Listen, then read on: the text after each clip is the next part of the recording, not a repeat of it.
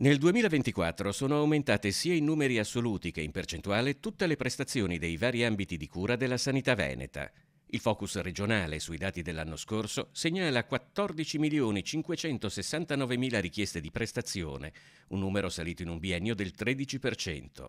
Raffrontando il 2024 con il 2022 spiccano gli aumenti del 7% per gli interventi chirurgici, del 4% per i ricoveri, del 22% per gli interventi del SUEM, del 13% per la richiesta di prestazioni, dell'8% per la specialistica ambulatoriale complessa. Sul fronte liste d'attesa, rispetto al periodo del Covid, quando si accumularono 500.000 attese, sono state azzerate le urgenze e le prestazioni a 10 giorni, mentre nella fascia D si è passati da 82.000 a circa 10.000 galleggiamenti. Nei pronto soccorso rimangono alte le percentuali di accessi di codici bianchi e verdi considerabili impropri, che assieme superano il 70% del totale.